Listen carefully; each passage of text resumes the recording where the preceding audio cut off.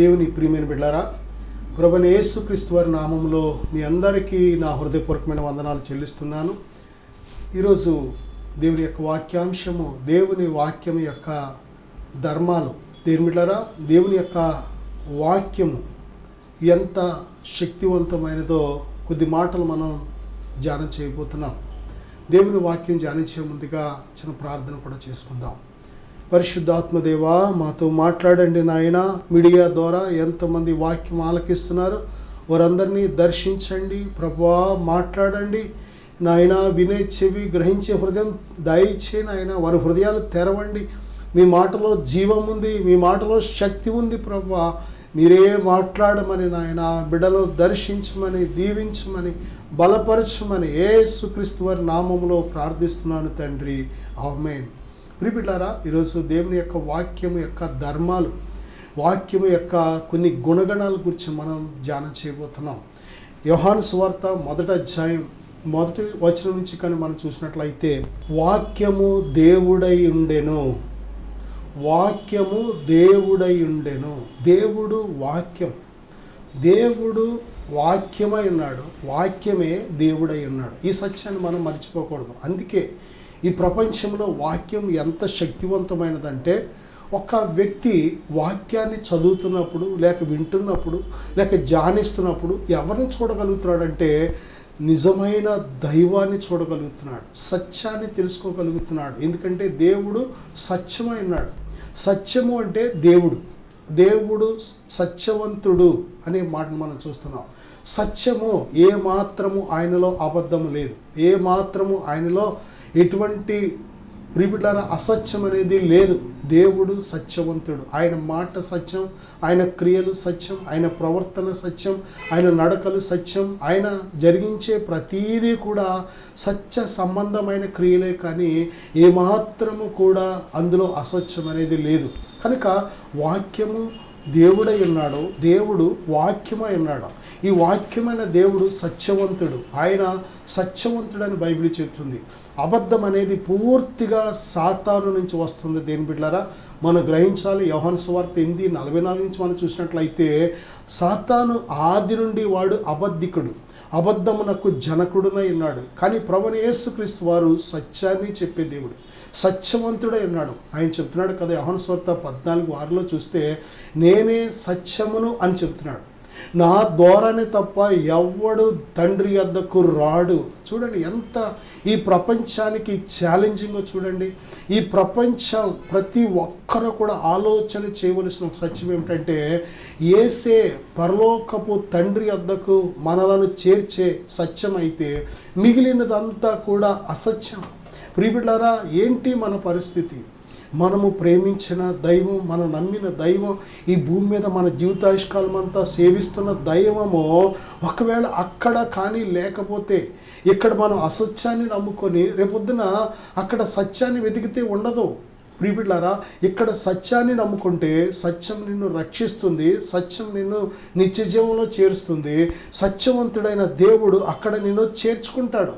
అందుకే సత్యవంతుడైన ప్రభువైన యేసుక్రీస్తు వారు చెప్తున్నారు, నేనే మార్గమును, సత్యమును, జీవమును. నా ద్వారానే తప్ప ఎవడను తండ్రి వద్దకు రాడు. ప్రియబిడ్డ, ఒక్కసారి ఆలోచన చేద్దాం. సత్యము నువ్వు తెలుసుకుంటే, వాక్యమే సత్యం. వాక్యమైన సత్యం మనను ప్రతి పాపము బంధకాల నుంచి స్వతంత్రులుగా చేస్తుంది, విడిపిస్తుంది.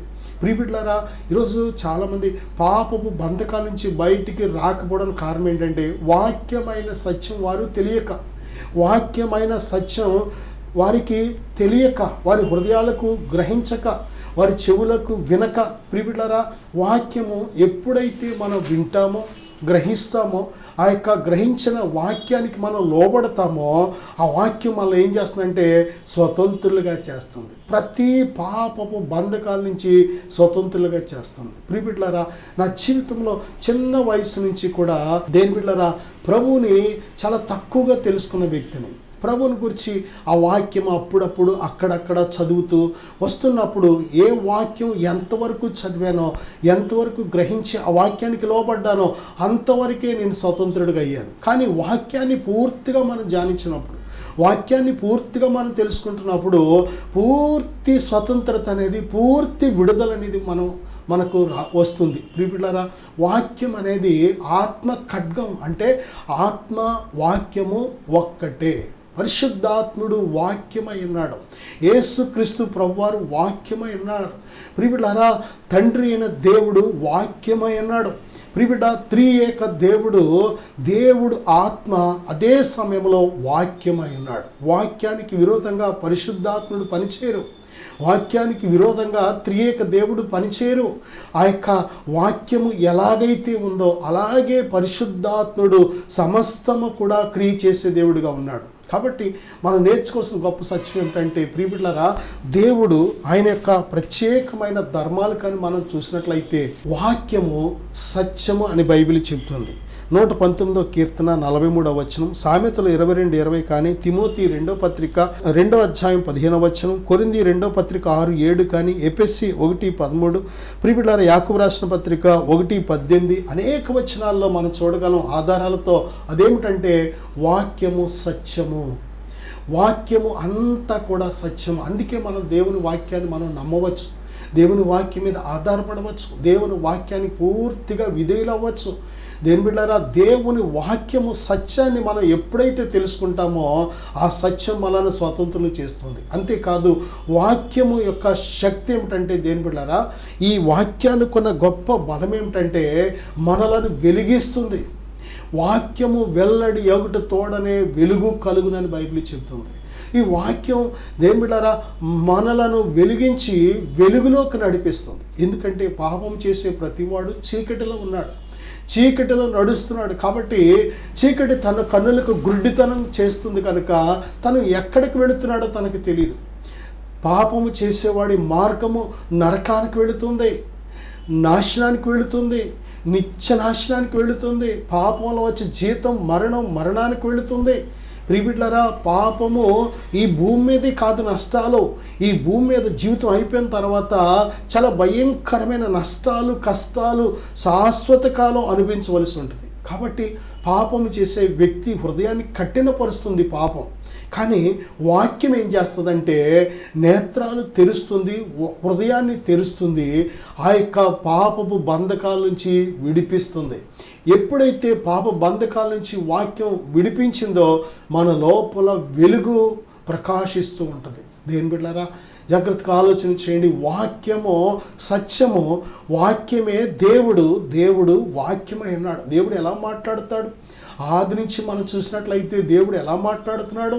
దేని బిడ్డలారా, దేవుడు మాట్లాడే దేవుడు. మనం ఈ రోజున మనం నేర్చుకోవాల్సిన సత్యం ఏమిటంటే, మనకు నోరిచ్చిన దేవునికి నోరు ఉంది, మనకు కన్నులిచ్చిన దేవునికి కన్నులు ఉన్నాయి, మనకు చెవులిచ్చిన దేవునికి చెవులు ఉన్నాయి, మనకు చేతులు ఇచ్చిన దేవునికి చేతులు ఉన్నాయి, మనకు కాళ్ళు ఇచ్చిన దేవునికి కాళ్ళు ఉన్నాయి, మనకు హృదయం ఇచ్చిన దేవునికి హృదయం ఉంది, మనకు ఆత్మనిచ్చిన దేవుడు ఆత్మయే ఉన్నాడు. కనుక ఆదికాండం మనం చూసినట్లయితే 1వ అధ్యాయంలో 26 నుంచి 28 వరకు చూస్తే దేవుడు తన స్వరూపంలో తన పోలికలో మనల్ని చేసుకున్నాడు. కనుక ప్రియబిడ్డలారా, ఆయన పోలిక త్రియేక దేవుడు ఎలాగైతే ఉన్నాడో అలాగే మనలను కూడా త్రిత్వ పోలికలో చేశాడు. ఏంటి ఆ త్రిత్వ పోలిక అంటే, ప్రాణము, దేహము, ఆత్మ, ఈ 3 కలయికే ఒక మనిషి. ఒక మనిషి అంటే ఒక ప్రాణమే కాదు, మనిషి అంటే ఒక దేహమే కాదు, మనిషి అంటే ఆత్మ, మనిషి అంటే ప్రాణం, ఆత్మ, దేహం, ఈ 3 కలయికే, ఈ 3 కలయికే ఒక మానవుడు. అలాగే త్రియేక దేవుడు తండ్రి, కుమారుడు, పరిశుద్ధాత్మ అనే త్రిత్వ దేవుడు ఒక్కరికి ఎలాగైతే ఉన్నారో మనం కూడా ప్రాణం, ఆత్మ, దేహం 3 కలిపితేనే ఒక్కరిగా ఉన్నాం మనం. ప్రియబిడ్డలారా, దేవుని యొక్క ఆ యొక్క ధర్మాన్ని, ఆ సత్యాన్ని మనం తెలుసుకోవడానికి మనకు దేని బిడ్డలారా కొన్ని ఉదాహరణలు కూడా చాలా చోట్ల ఆలకిస్తూ ఉంటాం. కోడిగుడ్డు ఒక్కటే, కానీ పైపెంకు, తెల్లసొన, పచ్చసొన కలిపితేనే ఒక్క కోడిగుడ్డు అని ఎలాగైతే ఉందో అలాగే ప్రాణం, ఆత్మ, దేహము కలిపితేనే ఒక మానవుడు. అలాగే ఆయన మనలను ఆయన పోలికలో చేసుకున్నాడు, ఆయన స్వరూపంలో చేసుకున్నాడు. కనుక ఆయన పోలిక ఏమిటంటే త్రియేక దేవుడు. అలాగే మరొక పోలిక మనలో పెట్టాడు. ఏంటి ఆ పోలిక అంటే, దేవుడు చూడగలడు, మనకు చూసే నేత్రాలు ఇచ్చాడు. దేవుడు మాట్లాడగలడు, మనకు మాట్లాడే నోరిచ్చాడు. దేవుడు వినగలడు, మనకు కూడా వినే చెవులిచ్చాడు. మనకు దేవుడు ఆలోచన చేయగలడు హృదయంతో, మనకు కూడా అలాంటి ఆలోచించే హృదయాన్ని ఇచ్చాడు. దేవుడు ఆత్మ, మనకు కూడా ఆత్మనిచ్చాడు. ఈ విధంగా ఆయన పోలికను ఈ విధంగా మనం చెప్పవచ్చు. దేని బిడ్డలారా, ఆయన మరొక పోలిక ఏమిటంటే ఆయన మరి సంపూర్ణమైన అధికారం కలిగిన దేవుడు. ఆయన భూమిని ఎలా చేయాలి, ఆయన ఎలాగనుకుంటే అలా చేస్తాడు. మనల్ని ఎలా చేయాలనుకున్నాడు అలా చేశాడు. ఆకాశం ఎలా చేయాలనుకున్నాడు అలా చేశాడు. అలాగే ఆకాశంలో ఉండే సమస్త నక్షత్రాలను ఎలా చేయాలనుకున్నాడు అలా చేశాడు. భూమి మీద ఉండే జీవరాశులను ఎలా చేయాలనుకున్నాడు అలా చేశాడు. ఆయన తనంతట తాను తన చిత్త ప్రకారం చేసే దేవుడు. తన చిత్తానికి విరోధంగా ఏది చేయడు. ఆయన తన స్వభావానికి విరోధంగా ఏది దేవుడు చేయడు. ఆయన స్వభావం మనం తెలుసుకోవాలి. కానీ ఆయన స్వభావాన్ని బట్టి మనం ముందుకెళ్ళినట్లయితే అన్ని విషయాల్లో మనం అభివృద్ధి చెందుతాం, దీవించబడతాం, ఆశీర్వదించబడతాం. దేవుని అడిగే ప్రతీదీ పొందుకుంటాం. ఎందుకంటే ఆయన స్వభావానికి విరోధంగా ఆయన ఏది చేయడు కనుక ఆయన స్వభావం మనం కూడా ధరించుకోవాలి. ప్రియబిడ్డలారా, దేవుడు తన దైవిక స్వభావంలో మనకు పాలుపంపులు దయచేశాడు. పరిశుద్ధాత్మను పొందుకుంటున్న వ్యక్తిలో ప్రేమ, సంతోషం, సమాధానం, దీర్ఘశాంతం, దయాళత్వం, మంచితనం, విశ్వాసము, సాత్వికము, ఆశానిగ్రహం అనే గొప్ప దైవిక స్వభావం అది. పరిశుద్ధాత్మను పొందుకుంటున్న ప్రతి వ్యక్తిలో దైవిక స్వభావం అని దేలుబడి చేస్తూ ఉంటుంది. దేవుని ఆత్మ ఫలాలు అంటే దైవిక స్వభావం. దేవుని స్వభావం ఎలాగుంటుందంటే ప్రేమ, సంతోషము, సమాధానము, దీర్ఘశాంతము, దయాళత్వము, మంచితనము, విశ్వాసము, ఆశానిగ్రహము, సాత్వికము. దేని బిడ్డలారా, దేవుడు ఆయన స్వభావానికి విరోధంగా ఏది చెయ్యడు. ప్రియబిడ్డలారా, మనలాంటి స్వభావం ఆయనది కాదు. మనలాంటి నరుడు కాదు. ఆయన మనలాగా రక్తమాంసాలు కలిగిన వాడు కాదు. ఆయన ప్రియబిడ్డలారా, మనకుండే రక్తమాంసాలు మన ఈ శరీర సంబంధమైన స్వభావము మనకుంటుంది, నరులకు ఉంటుంది. ద్వేషం, కోపం, అసూయ, పగ, కక్ష, అపకారాన్ని మనసులో పెట్టుకోవడం, గర్వం, అహంకారం, ఉద్రేకం, కోపం, ఇవన్నీ కూడా శరీర సంబంధమైన కార్యాలు, క్రియలు. కానీ దేని బిడ్డారా, దేవుని స్వభావము దయ చూపించే గుణం, ప్రేమ చూపించే గుణం, క్షమించే గుణం, చేర్చుకునే గుణం, దీర్ఘశాంతము కలిగిన గుణం అయింది, ఓర్చుకునే గుణం. దేని బిడ్డారా, తగ్గింపు కలిగిన గుణం. ఆయన ఉన్నతమైన స్వభావాలు మనకు కూడా దేవుడు ఇస్తున్నాడు. ఆయన దైవిక స్వభావంలో మనకు పాలుపంపులు దయచేస్తున్నాడు. నా సహోదరుడా, సహోదరి, దేవుని గురించి మనం తెలుసుకునే కొద్దీ కూడా మరి చాలా దీవించబడతాం. దేని బిడ్డలారా, ఆయన యొక్క ప్రత్యేకమైన ధర్మాల్లో, గుణగణాల్లో ఒకటి ఆయన సత్యమై ఉన్నాడు, సత్యవంతుడు. ఆయన వాక్యం అంతా కూడా సత్యము. దేని బిడ్డలారా, అందులో ఏ మాత్రము కూడా మరి అసత్యం అనేది లేదు. అందుకే మనం దేవుని వాక్యాన్ని మన పూర్ణ హృదయంతో నమ్మచ్చు, ఆయన మీద ఆనుకోవచ్చు. ఈ లోకంలో ఏ నరుడు చెప్పిన మాట అయినా సరే అందులో అసత్యం ఉంటుంది, అందులో అబద్ధం ఉంటుంది, అందులో మోసం ఉంటుంది, అందులో అజ్ఞానం ఉంటుంది, బుద్ధిహీనత ఉంటుంది. కానీ దేవుడు చెప్పిన ప్రతి మాట కూడా సత్య సంబంధమైన మాట. దేని బిడ్డలారా, ఆయన రెండవదిగా మనం చూస్తే ఆయన మాటలో కీర్తన 33:4 ఆయన వాక్యము యథార్థమైనది. దేవుడు యథార్థవంతుడు కనుక ఆయన నోట నుండి వచ్చిన ప్రతి మాట కూడా యథార్థమైనది. ఆయన ఆలోచనలు యథార్థమైనవి, ఆయన క్రియలు యథార్థమైనవి, ఆయన చేయనిదంతా కూడా యథార్థమైనది. నా సహోదరుడా, సహోదరి, అందుకే దేవుడు యథార్థవంతుడు కనుక ఆయన యథార్థవంతులకే ఆయనతో సహవాసం చేసే ధన్యత అవకాశం ఇస్తున్నాడు. దేని బిడ్డలారా, పాపులకు ఆయన దగ్గర చోట్లేదు, దుష్టులకు ఆయన దగ్గర చోట్లేదు, చెడుతనానికి ఆయన దగ్గర చోట్లేదు, భక్తిహీనులకు ఆయన దగ్గర చోట్లేదు. ఎవరికి చోటు అంటే యథార్థవంతులకు ఆయన దగ్గర చోటు. ఆయన యథార్థవంతుడు. మరొక గుణలక్ష్యాన్ని కను మనం చూసినట్లయితే యెషయా గ్రంథం 40:8 అలాగే కీర్తన 119:89 కూడా చూస్తే ఆయన వాక్యము ఆకాశమందు నిత్యము నిలకడగా ఉన్నది. ఆయన వాక్యము నిత్యము నిలిచును. నిత్యము నిలిచేది వాక్యం. ఎందుకు అంటే దేవుడు నిత్యుడు, దేవుడు నిత్యుడు, దేవుడు నిత్యుడు. No beginning, no ending, alpha omega, ఆది అంతమునై ఉన్నాడు. Alpha omega, A to Z అనమాట. కాలం అంటే ఆయనే, కాలము అంటే ఆయనే. కాలం అనేది ఉందంటే ఆయనతోనే ప్రారంభమైంది, ఆయనతోనే ముగుస్తుంది. ప్రియబిడ్డలారా, కాలానికి ఒకవేళ మన యొక్క కాలానికి ప్రారంభము ముగింపు ఉంటుంది.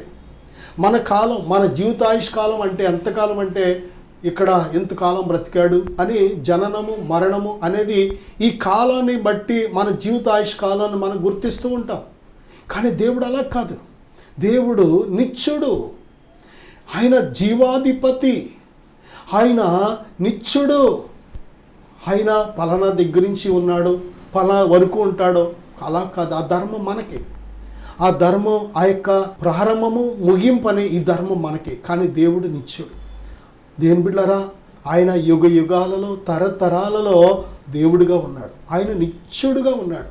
నా సహోదరుడా సహోదరి, దేవుని యొక్క శక్తి తెలియక, దేవుని యొక్క ఆ యొక్క ధర్మము తెలియక మనము ఆయన్ని ఎలా చూస్తామంటే మనలాగే చూస్తాం. దేవుణ్ణి మనలాంటి వాడు అనుకుంటూ ఉంటాం. ఆయన మనలాంటి నరుడు కాదు. బైబిల్ చెప్తున్న ఇశ్రాయేలుకు ఆధారమైన వాడు నరుడు కాడు. మనలాగా పుట్టి చనిపోయేవాడైతే అస్సలు మనం ఆయన పూజించక్కర్లేదు, జ్ఞాపం చేసుకోక్కర్లేదు. నా జీవితంలో చాలామందితో వాదిస్తూ ఉండేవాడిని. యేసు ప్రభు అంత గొప్ప దేవుడు అయితే నాతో మాట్లాడమను అని చాలామందిని దూషిస్తూ, బెదిరిస్తూ, కొట్టడానికి వెళ్ళిపోతూ ఉండేవాడిని. ప్రియబిడ్డలారా, ఒకసారి అయితే ఒక సహోదరి దేవుని వాక్యాన్ని చెబుతుంటే ఆమెను బెదిరించేసి, అక్కడ ఒక బైబిల్ ఉంటే దాన్ని కాల్చేసి, కిరసనాలేసి కాల్చేసి నాతో మాట్లాడమను, నువ్వు ఇక యేసు గురించి నువ్వు చెప్పద్దు, చంపేస్తానని చాలా భయంకరంగా బెదిరించిన జీవితం నాది. యేసు సజీవుడు. మనమే కొద్ది కాలం ఉంటాం, తర్వాత ఉండం. ఒకప్పుడు లేం, ఈ లోకానికి రాకముందు లేం. మనం పుట్టిన తర్వాత, ఎదిగిన తర్వాత, నోరు బలము కండలు పెరిగిన తర్వాత మాట్లాడుతూ ఉంటాం అంతే. కానీ కొద్ది కాలం అయితే ఉండం మనం. యాకోబు రాసిన పత్రికలో బైబిల్ చెప్తుంది, మీరు కొంతసేపు కనబడి అంతలో మాయమైపో ఆవిరి వంటి వారు, ఆవిరిలాగా వెళ్ళిపోతాం. కానీ దేవుడు అలా కాదు. మనకంటే బలవంతులు వచ్చారు, వెళ్ళిపోయారు. మనకంటే జ్ఞానవంతులు వచ్చారు, వెళ్ళిపోయారు. మనకంటే ఎంతో అంద సౌందర్యములు కలిగిన వారు వచ్చారు, వెళ్ళిపోయారు. ఎన్నో మాటలు మాట్లాడారు దేవునికి విరోధంగా. కానీ అందరూ వెళ్ళిపోయిన వాళ్ళే. స్థిరముగా ఉండేవాడు ఒక్కడు కూడా లేడు. కొంతసేపు కనబడి అంతలో మాయమైపోయి వాళ్ళం మనం. దేవుడు నిత్యుడు, ఆది అంతము లేదు ఆయనకి. ఆయన వాక్యము కూడా నిత్యము నిలిచేది. ఆకాశమందు ఆయన వాక్యము నిత్యము నిలుచునని బైబిల్ చెప్తుంది. వాక్యమైన దేవుడు. వాక్యం అంటే ఆ యొక్క తెల్ల పేపర్ల మీద నల్ల అక్షరాలే కాదు. ప్రియబిడ్డలారా, వాక్యం అంటే మన యొక్క ఫోన్లోనో, ట్యాబ్లోనో, కంప్యూటర్లోనో కొన్ని అక్షరాలు పెట్టుకుంటాం చూసారా, అవి కాదు. వాక్యం అంటే ఉన్నవాడు, అనువాడు. ప్రియబిడ్డలారా, ప్రభువైన యేసుక్రీస్తు వారి శరీరధారిగా భూమి మీద ఆయన ఎప్పుడైతే బాప్తీసం తీసుకొని నీటిలోంచి బయటకు వచ్చారో, వాక్యమైన దేవుడు, ఆకాశమందు నిత్యుడు ఉన్న దేవుడు మాట్లాడుతున్నాడు. ఏమని తెలుసా? ఇదిగో ఈయన నా ప్రియ కుమారుడు, ఈయన యందు నేను ఆనందించుచున్నాను.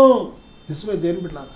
అదే సమయంలో పరిశుద్ధాత్ముడు పావురం వలె వచ్చారు. ఆ త్రిత్వ దేవుడు ఒక్కచోట మనం ముగ్గురిని చూడగలం 3 రూపాల్లో. ప్రియబిడ్డలారా, వాక్యము అయిన దేవుడు మాట్లాడే దేవుడు. ఈ కడవరి దినాల్లో ఆయన వాక్యము ద్వారా, ఆయన కుమారుడైన మన ప్రభువైన యేసుక్రీస్తు వారి ద్వారా దేవుడు మనతో మాట్లాడుతున్నాడు. దేవుడు కళల ద్వారా మాట్లాడతాడు, దర్శనాల ద్వారా మాట్లాడతాడు, పరిస్థితుల ద్వారా మాట్లాడతాడు, ప్రకృతి ద్వారా మాట్లాడతాడు, మనుషుల ద్వారా మనుషులతో మాట్లాడతాడు, వాక్యము ద్వారా మాట్లాడతాడు. దేవుని బిడ్డలారా, అనేక విధాలుగా దేవుడు మాట్లాడుతూ ఉంటాడు. కానీ మనం గ్రహించాం. ఆయన ఎవరికి దూరంగా ఉండే దేవుడు కాదు, అందరికీ సమీపంగా ఉన్న దేవుడు ఆయన. మనము దేవుని బిడ్డలారా అనుకుంటూ ఉంటాం, ఆయన ఎక్కడో ఉంటాడో, మనకు కనబడ్డేమో అనుకుంటూ ఉంటాం. కానీ దేవుడు మన మానవ నేత్రాలకు, ఈ మట్టి నేత్రాలకు అగోచరుడు. దేవుడు ఆత్మ కనుక బైబిల్ చెప్తుంది మత్తయి సువార్త 5:8 హృదయ శుద్ధి గలవారు ధన్యులు, వారు దేవుణ్ణి చూచేతరు. నిజమే, దేవుని చూడాలని ఆశ మనకు ఉండాలి. కానీ మన హృదయాన్ని ఎప్పుడైతే మనం శుద్ధి చేసుకుంటామో, ఆయన రక్తంతో కడుక్కొని మన ప్రతి పాపాన్ని ఒప్పుకొని విడిచిపెట్టి మన హృదయాన్ని శుద్ధి చేసుకుంటామో, దేవుడు తన్ను తాను మనకు బయలుపరుచుకునే దేవుడు. ఆయన దేని బిడ్డలారా కోటి సూర్యుల కాంతి కంటే ప్రకాశిస్తున్న దేవుడు. ఆయన తన్ను తాను తగ్గించుకొని కేవలం మన పాపముల నిమిత్తము వెల చెల్లించడానికి ఈ లోకానికి వచ్చాడు. 2026 సంవత్సరాల క్రితం ఎందుకు ఈ లోకానికి వచ్చాడో తెలుసా? మన పాపములకు ప్రాయశ్చిత్తం చేయడానికి వచ్చాడు. కనుకనే ఆయన ప్రాయశ్చిత్తం చేశాడు, మరణాన్ని గెలిచి సజీవుడిగా ఉన్నాడు ఆయన. నా సహోదరుడా, మరణం ఆయన బంధించలేదు. ఆయన భూమి యందంతటా ప్రతి ఒక్కరిని దర్శిస్తున్నాడు, తను తాను బయలుపరుచుకుంటున్నాడు. ఈ భూమి ఆకాశం సమస్తాన్ని సృజించిన దేవుడు ఆయన నీకు తను తాను బయలుపరుచుకొని ఆశపడుతున్నాడు, నీతో మాట్లాడాలని ఆశపడుతున్నాడు. ఆయన వాక్యాన్ని ఎప్పుడైతే నువ్వు తెరుస్తావో, నీ హృదయంలో పెట్టుకుంటావో, ఆయన వాక్యము ద్వారా మాట్లాడే దేవుడు. వాక్యమే మనకు గొప్ప ఆధారం. ప్రియబిడ్డలారా, వాక్యము యథార్థమైనది, వాక్యము సత్యం, వాక్యమే దేవుడు. అలాగే దేవుని యొక్క వాక్యానికి ఉన్న మరొక గుణం ఏంటంటే వాక్యము నిత్యము నిలిచేది. వాక్యమైన దేవుడు నిత్యుడు గనుక ఆయన వాక్యము కూడా నిత్యము నిలిచి ఉన్నది దేవుని బిడ్డలారా. అలాగే దేవుని యొక్క వాక్యానికి ఉన్న ప్రత్యేకమైన ధర్మం కానీ మనం చూసినట్లయితే లూకా సువార్త 4వ అధ్యాయం 32వ వచనంలో ఆయన వాక్యము అధికారముతో కూడినదై ఉండెను. దేవుని యొక్క వాక్యం ఎలా ఉందంటే అధికారం ఉంది. ఆయన మాటకి ఏముందంటే అధికారం. మనకు ఒక ఉదాహరణ, అధికారంలో ఉన్నవారి కోసం, అధికారంలో లేని వారి కోసం మనకి తేడా తెలుస్తూ ఉంటుంది. ఎక్కువగా దేని బిడ్డారా, ఎవరైనా దర్శించాలి, వెళ్ళాలి, వారి పనులు జరగాలి అంటే అధికారంలో ఉన్నవారి దగ్గరికి వెళ్తాం. అధికారంలో లేని వారి దగ్గరికి వెళ్ళినా చెప్పినా వారు అలాగేనమ్మా, మేము వచ్చినప్పుడు మీకు చేసి పెడతాం అని చెప్తారు. కారణం ఏంటంటే అధికారం లేదు కనుక. అధికారం ఉన్న వ్యక్తి అతను తలుసుకోవాలే కానీ వెంటనే ఆర్డర్లు ఇవ్వగలుగుతాడు. దేని బిడ్డారా, దేవునికి అధికారం ఎవడు ఇవ్వక్కర్లేదు, దేవుడే మనకు అధికారం ఇస్తున్నాడు. మత్తయి సువార్త 10వ అధ్యాయం 1వ వచనంలో ఆయన తన 12 మంది శిష్యులను పిలిచి ఏమిచ్చాడంటే అధికారం ఇచ్చాడు. ప్రియబిడ్డలారా, అంతేకాదు మార్కు సువార్త 16:16లో కూడా ఆయన నమ్మిన బిడ్డలందరికీ కూడా, యోహాను సువార్త 1వ అధ్యాయం 12వ వచనం కూడా ఆయన యందు విశ్వాసం ఉంచిన ప్రతి ఒక్కరికి కూడా దేవుని పిల్లలుగా దేవుడు అధికారం ఇచ్చేస్తున్నాడు. నా సహోదరుడా, దేవుని కుమారుడిగా కుమార్తెగా నువ్వు ఎప్పుడైతే అధికారం పొందుకుంటున్నావో ఎంత గొప్ప ఉన్నతమైన దీవెనతో నీ జీవితం ఉంటుందో తెలుసా? అంతకుముందు దేవుని దగ్గర తెలియక మనం అడుక్కునే విధంగా ప్రార్థన చేసేవాళ్ళం. కానీ ఎప్పుడైతే నువ్వు దేవుని కుమారుడువని, దేవుని కుమార్తెవని ఈ అధికారం చేత నువ్వు నింపబడుతున్నావో, అధికారాన్ని పొందుకొని ఎప్పుడైతే నువ్వు దేవుని కుమారుడువని, కుమార్తెవని ఈ సత్యాన్ని నువ్వు తెలుసుకున్నావో, దేని బిడ్డలారా, నువ్వు అధికారంతో ఏం చేస్తావంటే కమాండ్ చేస్తావు. దేవుడు నీకు ఇచ్చిన అధికారంతో, ఉదాహరణకు శత్రువైన సాతాను ఉన్నాడు అనుకోండి, మనం వాడిని బతిమాలక్కర్లేదు. లేకపోతే దేవుడి దగ్గర వెళ్ళి ప్రభువా సాతాను చూడు నన్ను ఏడిపించేస్తున్నాడు ఏడవక్కర్లేదు. బైబిల్ చెప్తుంది దేవునికి అధికారం ఇచ్చాడు. దేవునికి లోబడి ఉండండి, అపవాదిని ఎదిరించండి, అప్పుడు వాడు మీ అద్దరు నుండి పారిపోతాడు. ఈరోజు దేని బిడ్డలారా, శత్రువు ఈ భూమి అంతటా కూడా దురాత్మల సమూహాలతో నిండిపోయినది లోకం. ఈ లోకమంతా కూడా అపవాది యొక్క బంధకాల్లో ఉంది. ఈ లోకమంతా అపవాది సంబంధంగా ఉంది. కనుక అపవాది ఎవరిని మృంగుదునా అని ప్రతి చోట కూడా సంపూర్ణంగా వాడు ఏం చేస్తున్నాడంటే, వాడికి ఉన్న శక్తి ఉన్నంత వరకు, అధికారం ఉన్నంత వరకు కూడా వాడు ఎవరిని మృంగుదునా అని వాడు విశ్వ ప్రయత్నం చేస్తున్నాడు వాడు. కనుక దేని బిడ్డారా, ఈ కడవరి దినాల్లో శత్రువు చేత పీడించబడుతున్న వాళ్ళు ఎక్కువ. శత్రువు అనేక రకాలుగా అనారోగ్యాల ద్వారా కానీ, లేకపోతే నెమ్మది లేకుండా చేయడం కానీ, పాపాల్లో బంధించడం కానీ, కుటుంబాలు మొక్కలు చేయడం కానీ, ఆత్మహత్యల ద్వారా కానీ, హత్యల ద్వారా కానీ, మోసం ద్వారా కానీ ఎంతమందిని వాడు టార్చర్ పెడుతున్నాడు, ఎంతమందిని పాడు చేస్తున్నాడో, నాశనం చేస్తున్నాడు. కానీ నువ్వు ఎప్పుడైతే దేని బిడ్డ, నువ్వు దేవుని యందు విశ్వాసం ఉంచి ఆయన పంపిన తన అద్వితీయ కుమారుడైన ప్రభువైన యేసుక్రీస్తునందు ఎప్పుడైతే విశ్వాసం ఉంచుతున్నావో, దేవుడు తన కుమారుడుగా కుమార్తెగా దేవునికి అధికారం ఇస్తున్నాడు. అధికారంతో నువ్వు ఎప్పుడైతే శత్రువుని సాతాను గద్దిస్తావో, ఎదిరించుతావో, వాడు వెంటనే నీ యొద్ద నుంచి పారిపోతాడు. నిజమే దేని బిడ్డారా, దేవుని మీద ఎంతవరకు మనం విశ్వాసం ఉంచాం, దేవుని మీద విశ్వాసం ఎంతవరకు అది సరైన విశ్వాసం, అది సరైన విశ్వాసం అయితే ప్రియ బిడ్డారా, అసలు ప్రభునందు నువ్వు విశ్వాసం ఉంచిన విశ్వాసము అది సరైనది అయితే, ఒక్క మాటలో చెప్పాలంటే నువ్వు పొందిన నూతన జన్మ మారు మనసు అనుభవం అది నిజమైనది అయితే, నువ్వు దేవుని యొక్క అధికారంతో నువ్వు జన్మిస్తున్నావు, దేవుని యొక్క అధికారంతో నువ్వు జీవించగలుగుతావు. నీ బ్రతుకు దినాలు అన్నీ కూడా దేవుడు నిన్ను విడిచిపెట్టాడు. దేని ప్రియబిడ్డ, దేవుని యొక్క ఆత్మ అధికారంతో నువ్వు దేవుని కోసం నువ్వు ప్రత్యేకమైన పాత్రగా జీవించగలుగుతావు. నా సహోదరుడా, దేవుని యొక్క వాక్యానికి ఉన్న ప్రత్యేకమైన ఉన్నతమైన లక్షణం ఏంటంటే, ధర్మం ఏంటంటే అధికారం. ఆ వాక్యము దేని బిడ్డారా నీ హృదయంలో ఉంచుకోవాలి. కానీ వాక్యము బైబిల్ చెప్తుంది మన నోట, మన యొద్ద, మన నోట, మన హృదయంలో ఉండాలి. వాక్యమే మనల్ని బ్రతికించేది కనుక ఆ వాక్యము నిత్యము నీ హృదయంలో ఉంటున్నప్పుడు ఆ వాక్యము నిన్ను దేవుడు వాక్యము ద్వారా ప్రేరేపిస్తూ ఉంటాడు. వాక్యము అనేది పరిశుద్ధాత్మ చేతిలో ఒక ఆయుధం. వాక్యం అనే ఆయుధం లేకపోతే పరిశుద్ధాత్ముడు నీతో డీల్ చేయడానికి ఏమీ కుదరదు. వాక్యం అనేది ఒక భాష. దేవుడు నీతో మాట్లాడాలంటే వాక్యం ద్వారా మాట్లాడతాడు. వాక్యం ద్వారానే నేను బలపరుస్తాడు. వాక్యం ద్వారానే నేను బలవంతుని చేస్తాడు. అధికారంతో నింపుతాడు, అభిషేకంతో నింపుతాడు. వాక్యం ద్వారానే నువ్వు శత్రువుకి బుద్ధి చెప్పగలుగుతావు, లోకాన్ని జయించగలుగుతావు, పాపాన్ని జయించగలుగుతావు, శోధన జయించగలుగుతావు, శ్రమను జయించగలుగుతావు. అన్నిటికీ సంపూర్ణమైన ఆయుధం ఏంటంటే వాక్యం. ఆ వాక్యం అనేది నీ హృదయంలో లేకపోతే, వాక్యం అనేది అసలు నీకు తెలియకపోతే దేవుని ఆత్మ ఏ కార్యం చేయడానికి కూడా నువ్వు అందుబాటులో ఉండవు. కనుక నా సహోదరుడా, సహోదరి, దేవుని వాక్యానికి చోటిద్దాం, వాక్యము చేత నింపబడదాం, వాక్యము దివారాత్రము వాక్యాన్ని ధ్యానిద్దాం. నా సహోదరుడా, సహోదరి, వాక్యమే దేవుడై ఉన్నాడు. వాక్యము మన బాధల్లో నెమ్మదిచ్చే శక్తి కలిగింది కనుక బాధలున్న ఆయన వాక్యం చదవద్దు, కానీ బ్రతకడానికి వాక్యం చదవాలి. ఎందుకో తెలుసా, మనుషుడు రొట్టె వల్ల మాత్రమే కాదు, కానీ దేవుని నోట నుండి వచ్చిన ప్రతి మాటను బట్టి బ్రతుకుతాడు. దేవుని వాక్యం ఎందుకు చదవాలి, ఎందుకు ధ్యానించాలంటే, మనం బ్రతకాలి అంటే, ఆత్మ బ్రతకాలి అంటే, ఆత్మకు జీవం కావాలి అంటే తప్పనిసరిగా ఏం కావాలంటే వాక్యమనే ఆహారం కావాలి. కనుక వాక్యాన్ని మనం ధ్యానిద్దాం, వాక్యాన్ని హృదయంలోకి పంపిద్దాం, వాక్యానికి లోబడదాం. వాక్యానుసారంగా మనం జీవించినప్పుడు పరిశుద్ధాత్ముడు ఎన్నడూ మనల్ని విడిచిపెట్టరు. నేను మీకోసం చిన్న ప్రార్థన చేస్తాను, విశ్వాసంతో ఏకీవిద్దాం. పరిశుద్ధుడా, ఘనమైన తండ్రి, ఈ మాటలు ఆలకిస్తున్న ప్రతి బిడ్డను ఇప్పుడే బలపరచండి. మీ వాక్యంతో వారి హృదయాలు నింపబడుటకు సహాయం దయచేయండి ఆయన. ఇదిగో మీ వాక్యమే మీరే ఉన్నారు ప్రభువా. వాక్యము ద్వారా మీ ప్రణాళిక, మీ చిత్తం అంతటిని బయలుపరిచే దేవుడికి ఉన్నారు తండ్రి.